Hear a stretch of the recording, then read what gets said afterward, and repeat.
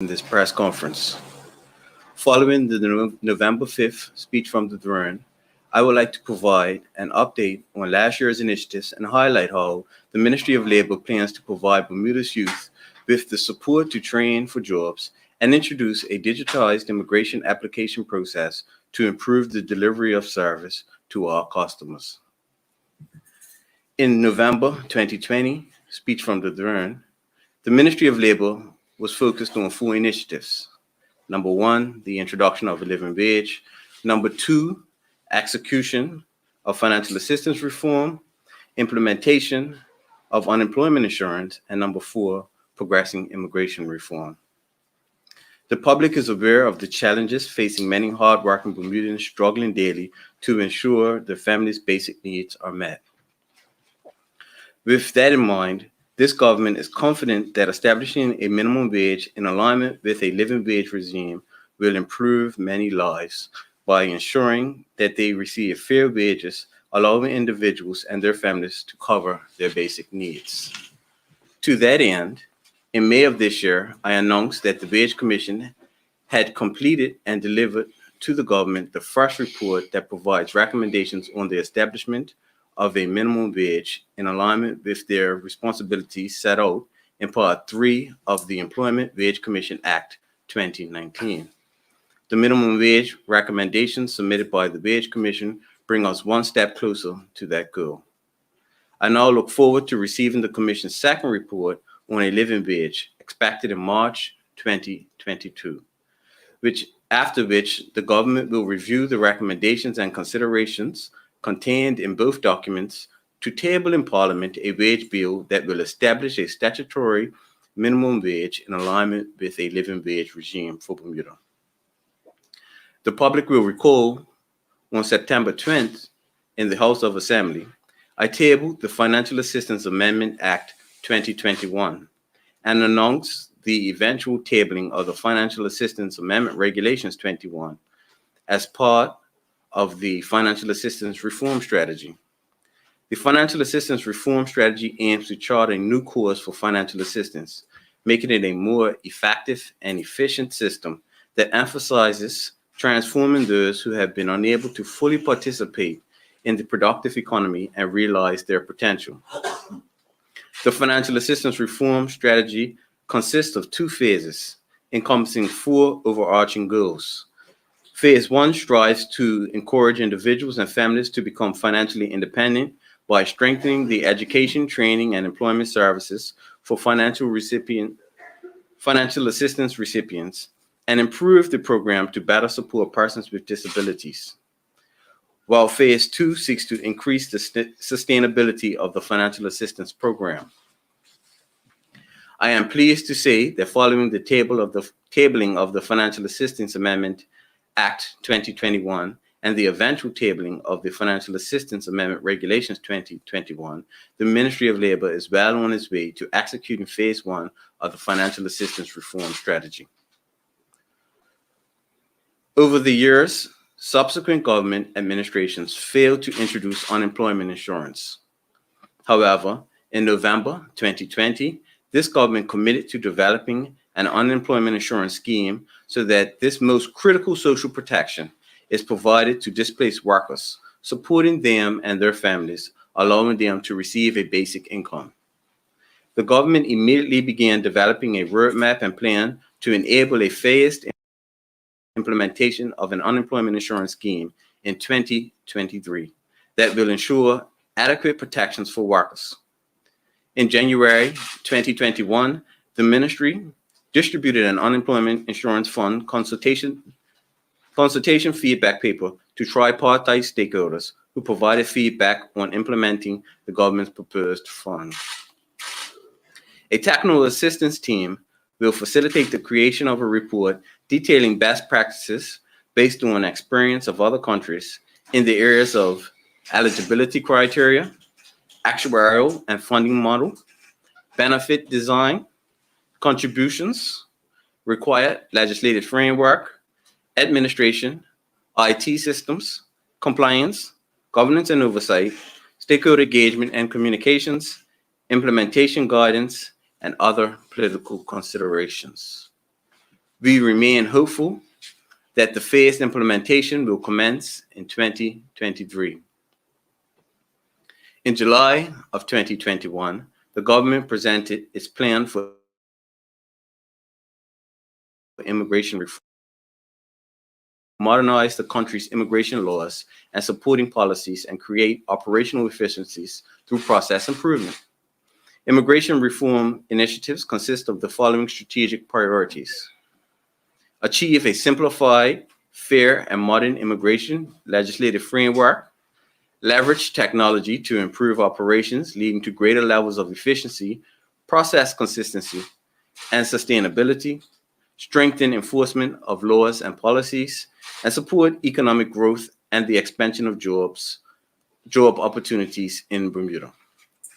It is envisioned that these strategic priorities will provide the required restructuring to rebuild and strengthen our immigration system.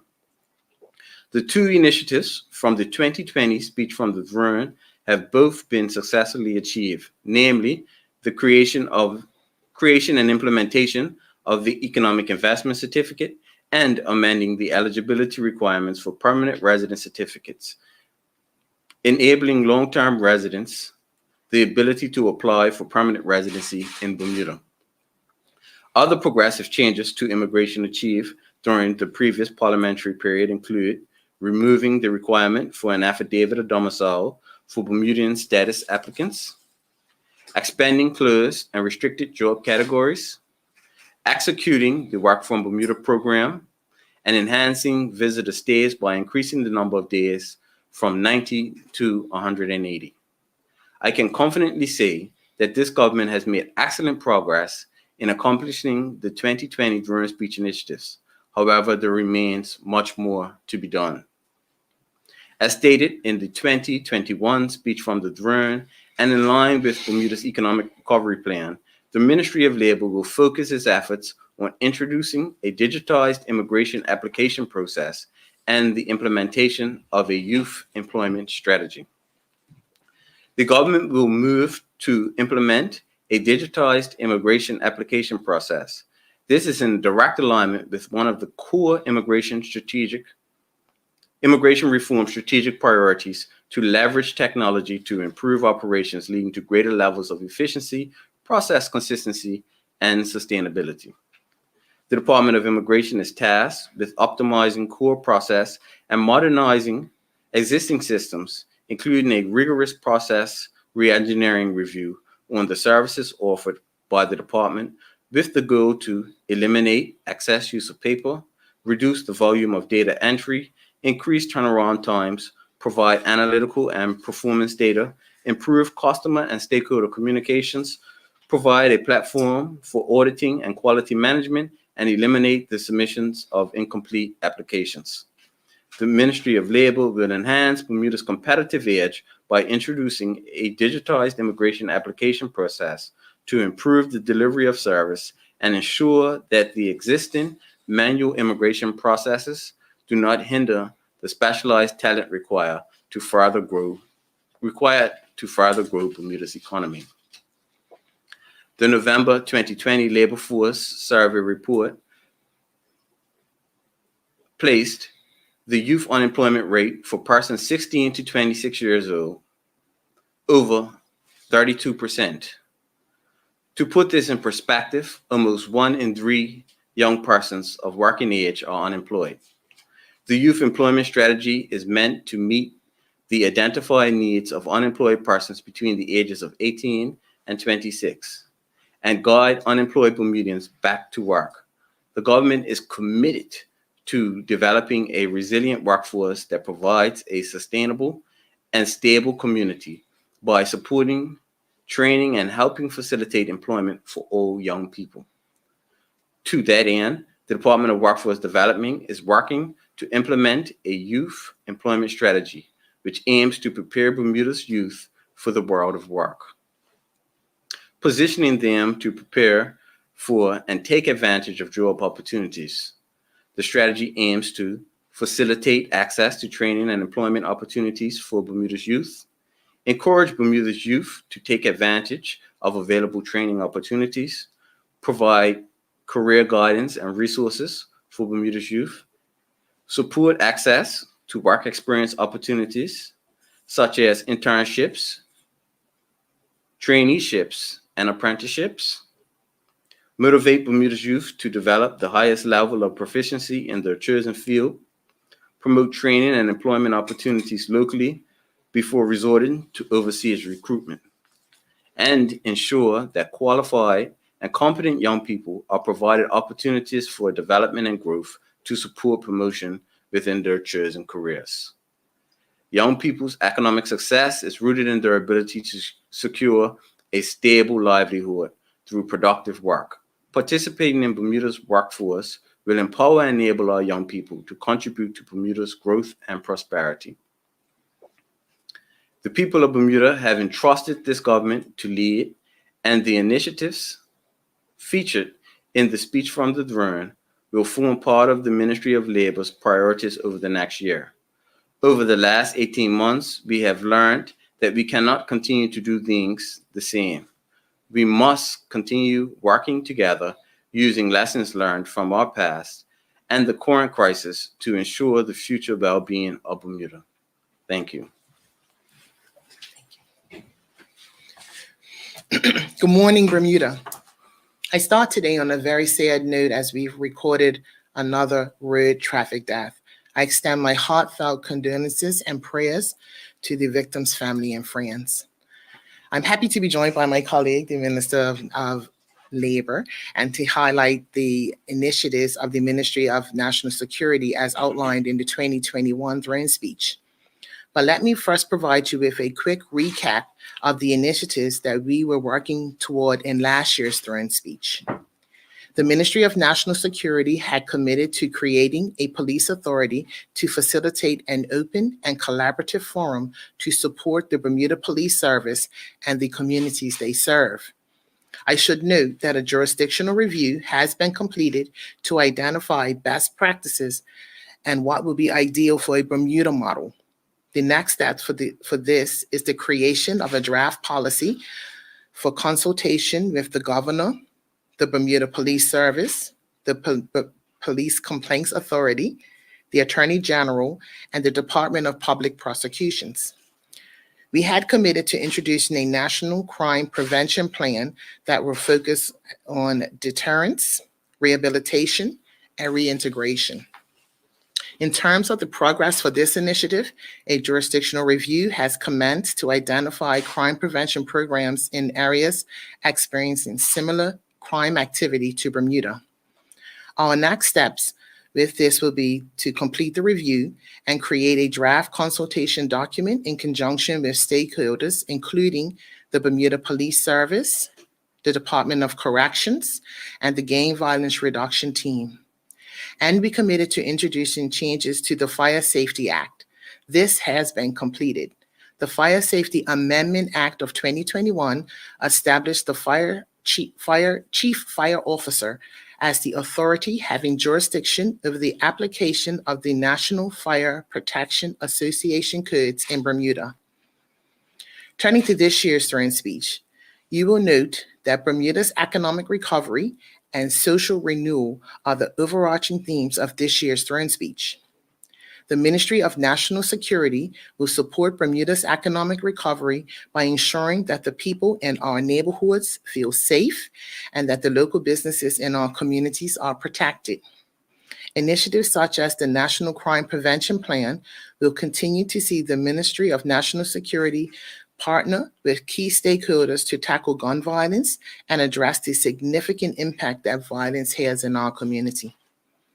As part of the focus on crime prevention and the concentrated efforts to reduce the number of road traffic offenses, this ministry will advance a new island-wide CCTV system. The new CCTV system will include newer features to assist the police in tackling road traffic offenses and violent crimes. It's anticipated that the project will be completed within the upcoming year. An upgraded CCTV system will result in increased safety for our community, as a functional CCTV system will serve as a deterrent to potential criminals. The system will also aid in the identification of suspects in the event of criminal activity. While the front-facing crimes have been key and central focus within this ministry, we must not forget about the silent crimes that are more prevalent online. At the click of a button, they can disrupt the day-to-day activities of an entire country. We are committed to ensuring that Bermuda's cybersecurity defenses are adequate to protect our island from dangerous online actors. During this legislative session, the government will introduce a Cybersecurity Act, which will establish minimum standards for cybersecurity for critical assets such as energy supply, telecommunications, water infrastructure, and government data. It's anticipated that the legislation will be tabled within this coming session. With the implementation of this policy, residents and businesses will be more aware of the importance of cybersecurity and will feel protected and secure. Thank you. Thank you, Minister Hayward and Minister Ming. And we'd like to invite the media for questions. Jasmine. Good morning, Ministers. Jasmine Patterson from Bermuda Broadcasting.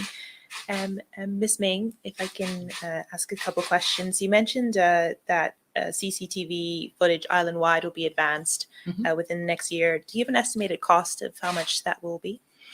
We don't have it, the estimated cost at this time, Jasmine. What we've done is we've been doing the research and liaising with various ministries across the government to see what other aspects of CCTV can be used. And we will be putting the project out for an RFP in the next few months. Okay. Also switching over to recent calls for an end to gang violence in the community. Do you believe that this is a new era of people speaking out against it, and what can the ministry be doing to enhance that? Sure. I don't think it's a new era of people speaking out against it. I think that what we're seeing is people are more aware now, and you have social media that kind of puts information out there rapidly. And so what it's caused us to do, even as a ministry, we already have a gang violence reduction team. They have several programs starting from primary school even up to high school. We have work placement programs. We have trauma and therapeutic programs as well.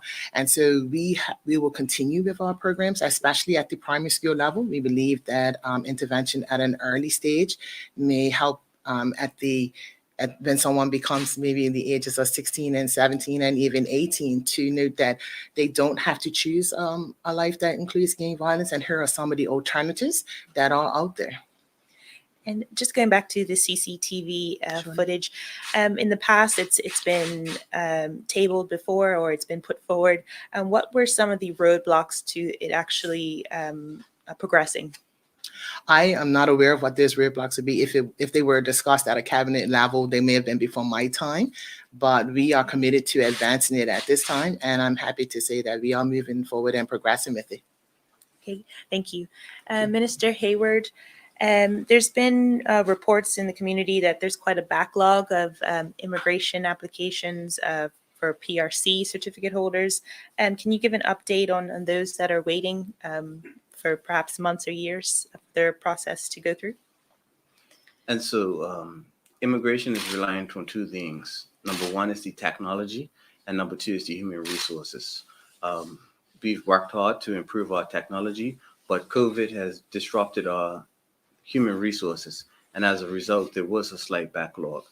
However, we are continuously working on re-engineering our processes within immigration so that we can get applications out in a more timely manner. Okay. And in terms of digitizing the immigration process, what time frame do you expect it to be operational? We're starting with basic application forms, and so we welcome changes within the new year, commencing in January. You would have heard in the House of Assembly that I announced that the new applications for PRCs, we aim to have that go live January in a digitized format. Okay, thank you. What was that?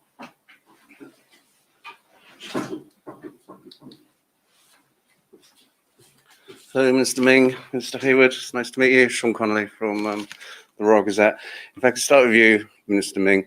Unfortunately, there's been another road death, as you alluded to last night. That's 16 this year. With the inevitable Christmas spike, it looks like we're going to beat the unfortunate record of 17 road deaths from 20 years ago. What are the top 3 things that you're currently doing to combat the carnage on our roads? First of all, I would hope that we don't reach 17. That would be my prayer. But the BPS currently have, and that would really fall under the operational remit of the Bermuda Police Service. But I do know that they have Operation Vega that they've been using for the last 3 to 4 months. And that was to kind of combat some of the road traffic behaviors that we actually see on the road. They generally have a plan in place to ramp up during the Christmas holiday and generally around holidays period. So I'm expecting that you will hear from them in the coming weeks. So you're saying it's the behavior of drivers that's the reason for this continued rise? It could be several factors, Mr. Connolly, but sometimes it could be a behavior. Right. Why haven't speed cameras been brought in yet? We're currently doing a CCTV project at this time. And one of the things that I said in my speech is that we would be using it from the BPS perspective. Maybe speed cameras will be something that we allow it put within the RFP. If you're going to ask me why we haven't used it all this time, that would be, I could not speak to that. Do you think CCTV is the same as speed cameras then? Not necessarily, but it could be a feature and a component of it, based on what we've actually seen in some of the research that we've looked at. Given the rising levels of deaths, 16 now, obviously everybody hopes it won't reach 17, but that's unlikely that we will have our wishes fulfilled. Would you accept that Bermuda is now facing a national emergency as regard to road deaths? I don't know. I think that would be a better topic for you to address with the Road Safety Council, and you actually have the access to that through the Ministry of Transportation. So the BPS are involved in the day-to-day enforcement, and then you actually have the Road Safety Council, who are those persons who actually look at the accidents. They're the ones who actually speak on it, and it falls within the Road Traffic Act. But with respect to your Minister of National Security, as I'm asking you, do you accept that these levels constitute a national emergency really on our roads? I can't speak to whether they constitute a national emergency. If you're asking, are we concerned? Of course, we would be concerned that we have 16 deaths in November. We would be concerned at 1 death, Mr. Connolly. But what I am saying is that we continue to work with the Bermuda Police Service, and they are the ones who have the responsibility for the enforcement side of it. And then the Road Safety Committee are those persons that actually look at whether it's behaviors, whether it could be roads, anything like that. So you don't think it's a national emergency then? Mr. Connolly, I say to you, if I ask me if I'm concerned, the answer would be yes. I mean, what classifies a national emergency? Well, you tell me. I mean, we're all concerned. Yeah. So either it is a national emergency or it isn't. You know. Okay, well, I'm not quite sure what your question is when you're saying that, does it constitute a national emergency? So I've asked you, what in your view, what are you saying constitutes a national emergency? Well, the record level of road deaths, I would suspect. I'm asking for your personal view as a senior minister. Do you personally think it constitutes a national emergency? As I said to you, I believe that we're concerned and we are addressing it as an extreme concern. Do you think it was a mistake to cut funding for the Road Safety Council in light of what's happened? You're speaking to something that doesn't fall within my remit. It actually falls within the remit of the Ministry of Transportation. So if there were any cuts there, you would have to ask them. But you are a senior minister of government, though. 17 deaths a year. We've had all this spending and obviously needed emergency spending on the COVID situation, 100 deaths. But if we're getting to like 16, 17, perhaps more deaths a year, doesn't this represent a kind of silent pandemic on our roads, given the death tolls? I wouldn't know what constitutes the silent pandemic, and to do if the spending on COVID, that again would be outside of the remit of the Ministry of National Security. Right. Have you asked for increased resources for the police in next year's budget, your department? The Bermuda Police Service generally put forth their budget, and I can tell you that they have requested additional officers in the upcoming budget. What would the monetary funding of that be? Do you know? I don't have that value off the top of my head at this time now. Okay. Do you regret the government cutting the police budget in recent years? In which years would you be referring Last to? year. Last year? Yeah. Do I regret the cutting of the Yeah. police budget? I think that across the governments as a whole, the Minister of Finance had to make a decision on some of the reductions in budgets, and it's unfortunate, but there was a slight reduction in the Bermuda Police Service budget. Would you like to see that reversed in next spring's budget? Would I love to have for my ministry to have additional funds? The answer would be yes. Yeah, cool. Obviously, police are controlled by the governor, but you control the money. So, what kind of liaisons have you had with the governor, given that there's been 4 violent deaths this year, there's road carnage, and we don't have a police commissioner? I mean, are you liaising with her to try and get a bit more urgency into this? I do liaise with the governor on a regular basis. The commissioner resigned effective October the 1st.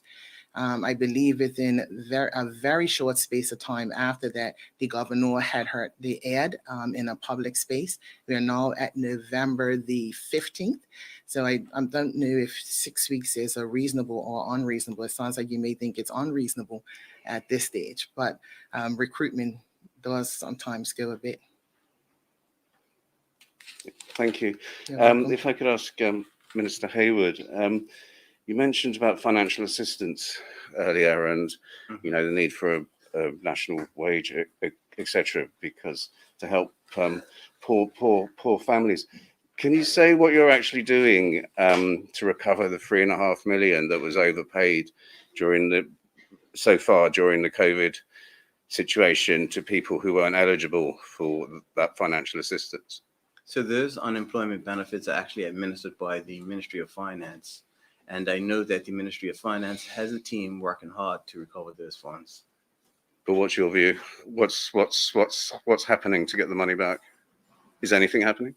The Ministry of Finance did assemble a team to audit the unemployment benefit fund, and the Ministry of Finance is working hard to ensure that that money is repaid.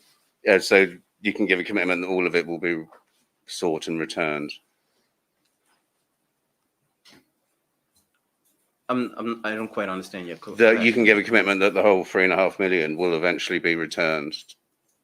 The aim is to retrieve the money that was overpaid. Right, great. On prisons, the Westgate facility has come in for a lot of criticism from the parole board about the way it's handled. What's being done to try and improve the situation there?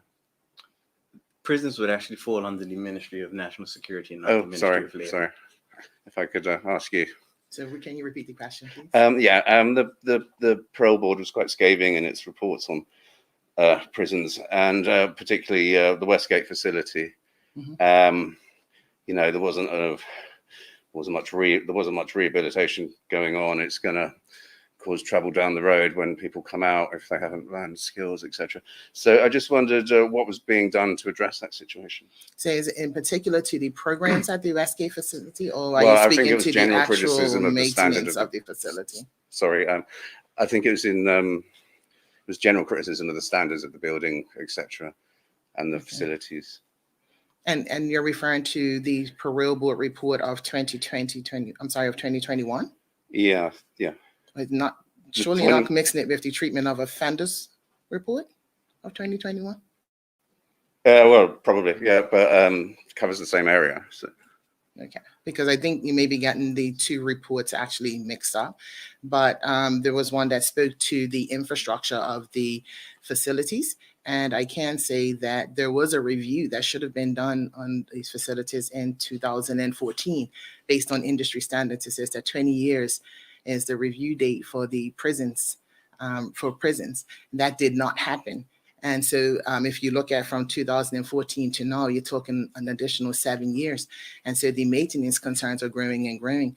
I can say that as a government, we committed to going and looking at these matters. And we worked with the POA last year to highlight and prioritize what issues they have. And so we have been addressing those matters on a priority basis. And we have agreed that there are some parts of it that will have to be faced based on our economy at this time. Okay, great. Thanks a lot. You're quite welcome. Questions? Okay, we'd like to thank everyone for being here today. Minister Hayward, Minister Ming, thank you. Thank you.